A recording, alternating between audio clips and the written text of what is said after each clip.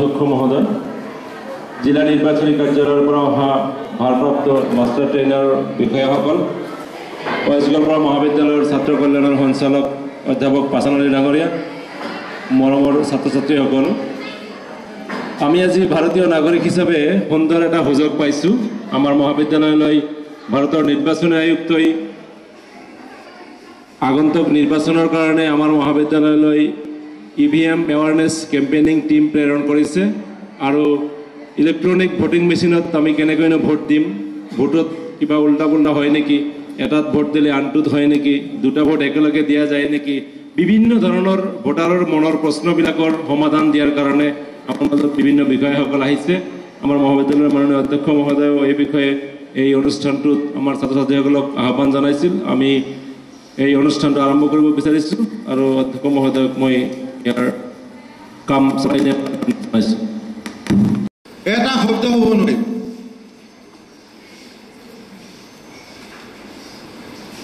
আমাৰ তোমালোকে গম পাইছা যে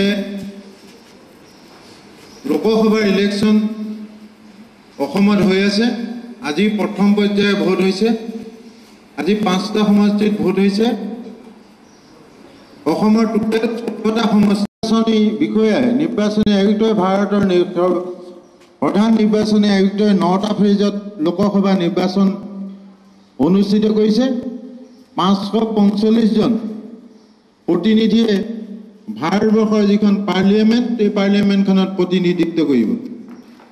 বহুতে নাজানে, তোমালোকে নিশ্চয় এতিয়া যদি কাৰোবাক সোধা হয় যে কোন কিহৰ কাৰণে এইটো নিৰ্বাচন, বহুতে ক'ব নোৱাৰিবা। বিস্তৃতভাৱে নকৈ থুলমূলকৈ কৈছোঁ, অহা 34 তাৰিখে আমাৰ লোকসভা সজাগতা এটা শিবিৰ আজি অনুষ্ঠিত কৰিছোঁ। গোৱালপাৰা জিলা উপায়ুক্ত মহোদয় তথা জিলা নিৰ্বাচনী বিষয়াই আমাক নিৰ্দেশ দিছে যে 18 বছৰৰ ওপৰৰ যিখিনি ভোটদাতা আছে তেওঁলোকক এটা ইলেকশ্যন কেম্পেইনিং, ইলেকশ্যনৰ সম্পৰ্কে জনাৰ কাৰণে এটা প্ৰশিক্ষণ শিবিৰ কৰিব লাগে। আজি সেই হিচাপত আমাৰ মহাবিদ্যালয় ভাগ কৰি দিছে। আমাৰ আৰু বাইদা কলেজৰ আজি দুখন কলেজত দিছে, আমাৰ কলেজ আৰু বাইদা কলেজ। গতিকে তেওঁলোকে ইতিমধ্যে গোৱালপাৰা জিলাৰ পৰা নিৰ্বাচনী বিষয়ে আহিছে। আমি কেনেকৈ আগতে বেলটত এনেকুৱা কাগজত ভোট দিছিলোঁ, আজিকালি কাগজত ভোট দিব নালাগে, আজিকালি বুটাম টিপিব লাগে। EVM বুলি কয়, EVM মেচিনত আমি যাক ভোট দিম সেই ভোট জনা পাৰ্টিটো তাত আছে, পাৰ্টিৰ নাম আছে আৰু চিহ্নটো আছে, তাত আমি বুটামটো টিপিলে আমাৰ সেই প্ৰাৰ্থীজনক আমি ভোট দিছোঁ বুলি সাব্যস্ত হ'ল। গতিকে এইখিনিতে মই তোমালোকক যিহেতু উঠি অহা আৰু তোমালোকে পোষ্টাৰবিলাক দেখিছে যে এইটো কেৱল মাত্ৰ 18 বছৰৰ পৰা 21 বছৰৰ ছাত্ৰ ছাত্ৰীসকলৰ বাবে এটা প্ৰশিক্ষণ শিবিৰ আমি আয়োজন কৰিছোঁ। আৰু কোনোবাই যদি নাজানে এনেকৈ বুটাম টিপিব লাগিব, কি কৰিব লাগিব, কোনটো মেচিনটো তোমালোকে বহুতে দেখাই নাই, এইবাৰ পঢ়িলে দেখিবা। গতিকে সেই মেচিন কেনেকৈ ব্যৱহাৰ কৰিব পাৰি তোমালোকে চাব। নিৰ্বাচনী বিষয়া এই বিষয়ে অৱগত কৰাৰ কাৰণে অনুৰোধ কৰিছোঁ। উপস্থিত থকা আমাৰ আন্তৰিক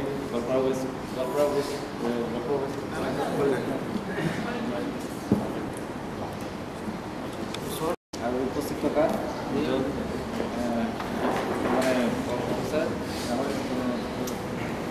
মোৰ লগত অহা মাষ্টাৰ ট্ৰেইনাৰ আৰু মোৰ মৰমৰ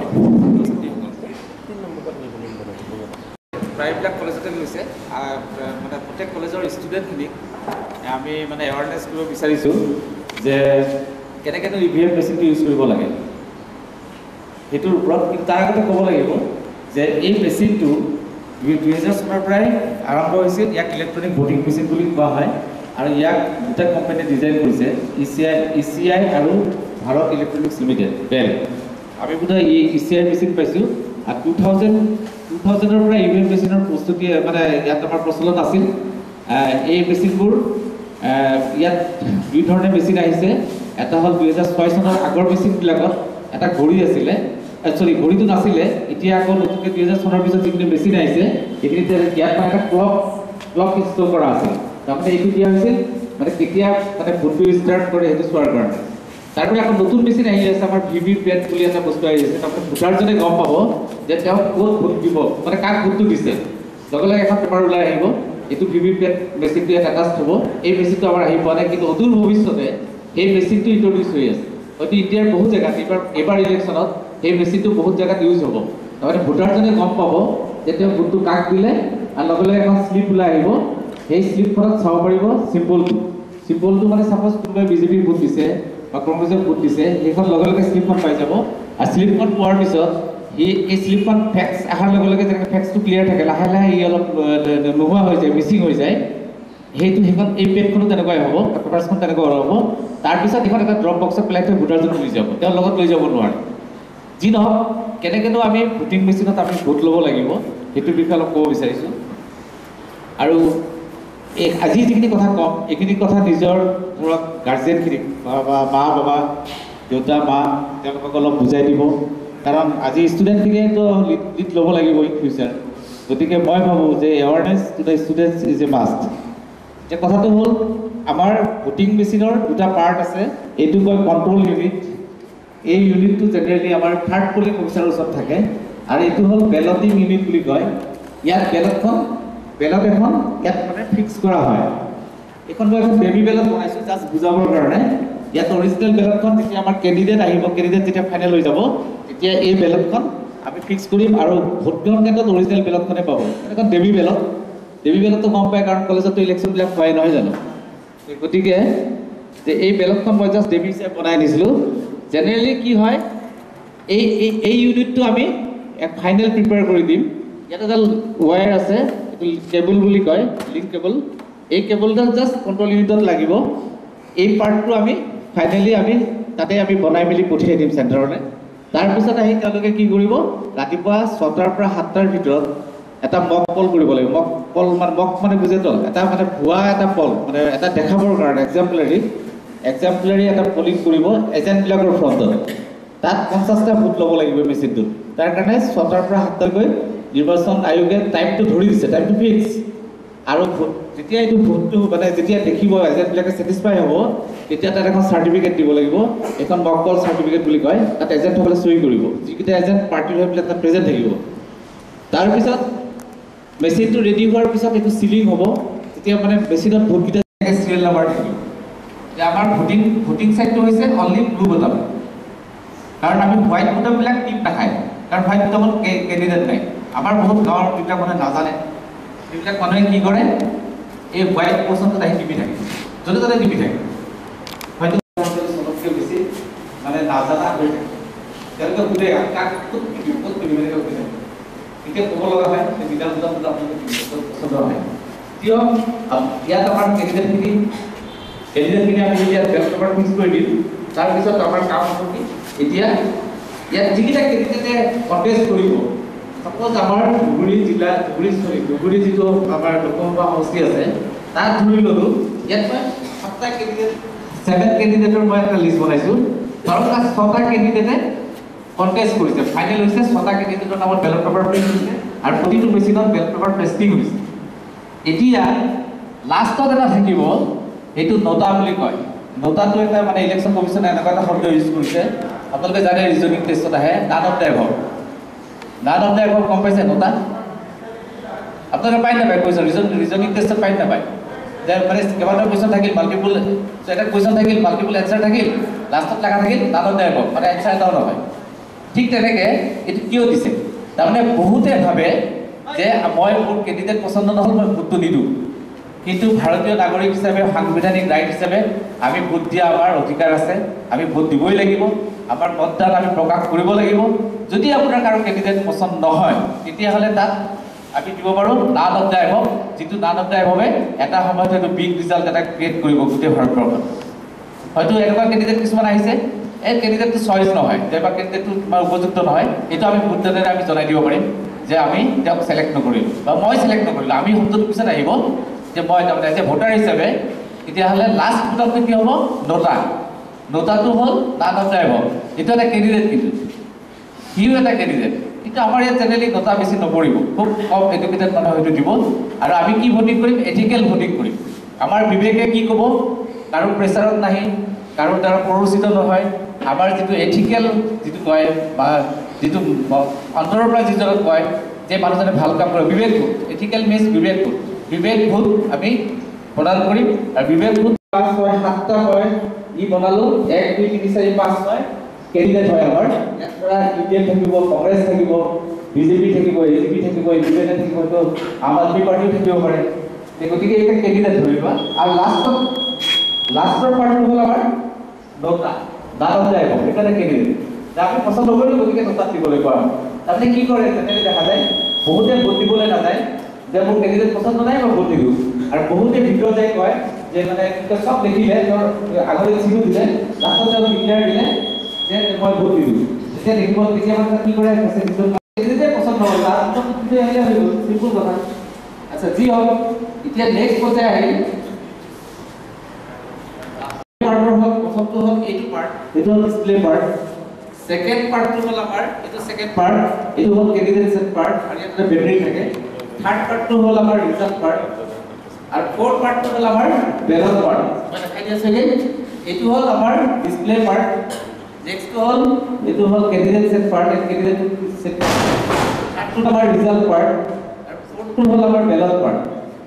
এইটো হ'ল আমাৰ কন্ট্ৰল ইউনিটৰ কমপ্লিট বিৱৰণ। এইটো ডিজাইন কৰিছে খুব সিম্পল এটা কম্পিউটাৰ, আৰু ই খুব ইজি টু হেণ্ডেল। আৰু ইয়াত এটা ভোট ৰেকৰ্ড হয়, যিটো ৰেকৰ্ড হয় ই কেতিয়াও মানে ই নহয়, মানে কেতিয়াও ৰেকৰ্ডটো কেতিয়াও মানে যেতিয়ালৈকে ৰেকৰ্ডটো ওলোৱা নহয়, কেতিয়াও মিছ নহয়, ই মানে ইৰেজ হৈ নাযায়, যেতিয়ালৈকে ইৰেজ কৰা নহয়। তেতিয়াহ'লে কি হৈছে, ই মানে কি হ'ল এটা চিম্পল কম্পিউটাৰ ডিজাইন কৰা, ইজি টু কেৰি। আৰু হ'ল ই এটা কেণ্ডিডেটৰ ৰিজাল্ট দিবলৈ সহায় কৰে, মানে ৰিজাল্টটো ইয়াৰ কাৰণেই সহায় কৰে, মানে ভোট ৰেকৰ্ড হয়। আৰু তাৰ ভোটবোৰ ইৰেজ নহয় যেতিয়ালৈকে তাক ইৰেজ কৰা নহয় বা ডিলিট কৰা নহয়।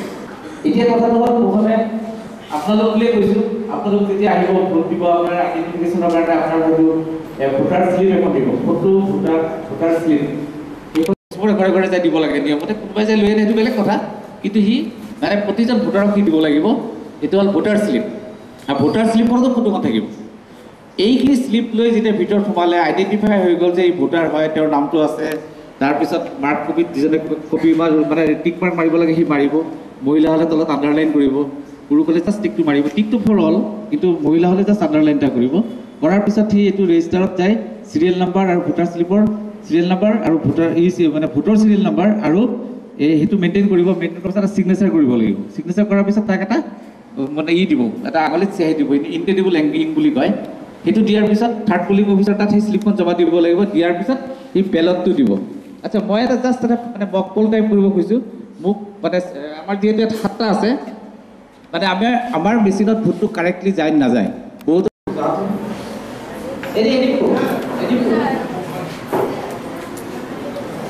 যিকোনো চাই যদি আহি যাব। আৰু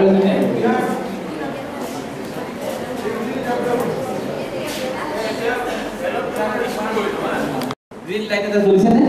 জ্বলিছে। ইয়াৰ আগতে জ্বলা আছিলে, আমি জাষ্ট বেলট দিলোঁ। এতিয়া ফাইনেল প্ৰচেছ যে ভোটাৰ কম্পাৰ্টমেণ্টত ভোট দিব যাব। আচ্ছা ঠিক আছে, এতিয়া আপোনালোকে চিলেক্ট কৰক। আচ্ছা কোনে ল'ব? 1 নম্বৰ কোনে ল'ব? ঠিক আছে, লোৱা 1 নম্বৰ লোৱা, এটা ভোট দিয়া। চিলেক্ট কৰিবা, নহ'লে কাউণ্টিং নম্বৰ কত লৈ যাব। 1 নম্বৰ দিয়া।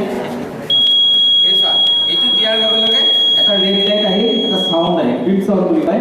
এই সাউণ্ডটো আহিব, অলপ দেৰিকৈ আহিব পাৰে, লগে লগে আহিব। তাৰমানে এটা ভোট কাষ্ট হৈ গ'ল। এতিয়া চোৱাচোন, এতিয়া ইয়াত মাৰিলে যাব লাগিব 1 নম্বৰ। এতিয়া চোৱাচোন, তাত বেলট দিয়া নাই, এইবিলাক টিপিলে যাব নেকি? টিপিলে নাযায়, যিহেতু বেলটখন দিয়াই নাই, গতিকে এইটো নাযায়। নেক্সট 2 নম্বৰ থৈ থাকে। 2 নম্বৰ আহা, 2 নম্বৰ দিয়া, বেলট দিয়া। এসা বেলট দিয়াৰ লগে ৰঙা লাইট জ্বলিল, ইয়াত গ্ৰীণ লাইট জ্বলিল। দিয়া 2 নম্বৰ ৰেকৰ্ড হ'ল। আচ্ছা, এতিয়া ছোৱালী লাগে, তেওঁলোকক লগ আনিব দেখা পাবা। 4 নম্বৰ কাম কৰিবা, তুমি যি লোৱা চিম্বল থাকিব। ঠিক আছে, ৰঙা লাইট জ্বলিলে গ্ৰীণ লাইট সোমাই গ'ল, সাউণ্ড এটা আহিব, সেই ৰঙা লাইট সোমাই যাব। এইটো ডিজিটেল, এই চাব দেই, এইটো ৰঙা লাইটটো সোমাই যাব। সোমাই গ'ল। নিজৰ নিজৰ বুটামটো মনত ৰাখিবা নহ'লে আৰু 5 নম্বৰ আহা সিৰিয়াল নম্বৰ মাৰ 5 নম্বৰ ইছৰ গ্ৰীন লাইট হৈ গ'ল নহ'লে কি লিখে নালাগে কৰিব নালাগে তেতিয়ালৈকে বেলটো ইয়াত নপৰে এতিয়া 7 নম্বৰ তুমি আহিছে সাপোজ তুমি ভোটাৰ তুমি ভাবিছা যে মই কি দিদু মই কাকো দিদু কেন্ডিডেট কৰা এটা পছন্দ হ'ল গতিকে এতিয়া তুমি 7 ত দি দিয়া নাম দাই হ'ব তোমাৰ এটা ভোট নাম দাই হ'ব তাই আচ্ছা এতিয়া আমি এবাৰ ৰিপিট কৰো মানে এটা তো ৰিজাল্টটো গাড়ী হিচাপে দিব লাগে আৰু এটা বস্তু মই এটা এক্সট্ৰা ভোট দিওঁ মই দেখাই দিছোঁ বস্তু নহ'লে কি আপুনি দিছা এটা কিছুমান এটা আমি ভোট লৈছোঁ ইয়াৰ পৰা আপুনি তিনিটামান আপুনি বক্স তিনিটামান আপুনি বহাওক যিটো প্ৰেছাৰ বেছি কৰিব সেইটো ভোট আপোনাৰ থাৰ্ডত প্ৰেছাৰটো বেছি কৰিব গতিকে থাৰ্ডত বেছি দবাই নালাগে কিন্তু ভোটটো নষ্ট হৈ যাব তাতে ভাবিছিল মই 2 নম্বৰ দিম কিন্তু ভাবিলে ধৰক আমি গাঁৱৰ মানুহৰ কথা কৈছোঁ তেওঁ ভাবিলে মানে অলপ শিক্ষাৰ প্ৰব্লেম আছে তেওঁ ভাবিলে যে মই 3টা মাৰিম তেওঁ ভাবিছিলে মই 2 নম্বৰ দিম আচলতে 3 নম্বৰ ভোটটো নষ্ট হৈ গ'ল আচ্ছা এতিয়া চোৱা এতিয়া কিছুমানে কি কৰে গাঁৱত কি কৰে মানে কিবা হাতত লেতেৰা থাকে তাৰপিছত হয় কাগজৰ টুকুৰা থাকে বিড়ি খায় চাদা খায় তাৰপিছত কি হয় এই ফাঁকবিলাকত সোমাই যায় এতিয়া সোমালে কি হয় বেলতটো যেতিয়া দিলে কিন্তু বেলত দিলে কি হয় টিপা খাই থাকে প্ৰেচিডৰ আহিব তাত মানে বেলতো যোৱা নাই তেতিয়া সেইবিলাক সেই প্ৰেচাইডিং অফিচাৰজনে অকণমান চাফা চাফা কৰি দিব অলপ ফুচু মাৰি দিব দিয়াৰ পিছত তাত ঠিক হৈ যাব এইটো কিন্তু ভোট দিলোঁ 3 নম্বৰ ভোটত এটা এক্সট্ৰা ভোট কৰিব 3 নম্বৰ ভোটত 2টা ভোট দিব এতিয়া মানে আকৌ আমি কৰিম স্যাৰ তেওঁলোকে ছয় নম্বৰ 2টা হ'ল না 3 নম্বৰ 6 নম্বৰ 2টা এতিয়া আমি ৰিজাল্টটো চাব পাৰোঁ এই টোটাল ভোট আপুনি লাগিব চোৱাচোন নাম্বাৰ মানে আমি এটা ইলেকশ্যন হৈ আছে অনলি পাৰ্লিয়ামেণ্টাৰী যদি এইটো এছেম্বলি হ'ল হয় তেতিয়া নাম্বাৰ অফ পল 2 হ'ল হয় ইয়াত আছে কেণ্ডিডেট 7 7টা কেণ্ডিডেট আছে এটা টোটাল আহিব টোটাল 9 votes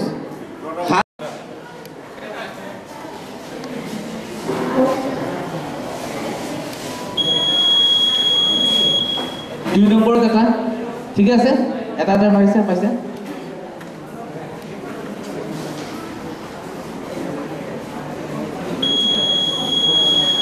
3 নম্বৰ 2টা আমি এনেকৈ কাউন্টিং কৰিম ইলেকশ্যনৰ যেতিয়া কাউন্টিং হ'ব আমি কেণ্ডিডেটৰ ইলেকশ্যন তেনেকৈ বিলাক ঘূৰাম আমি প্ৰতিখন টেবুলে থাকে 4 নম্বৰ এটা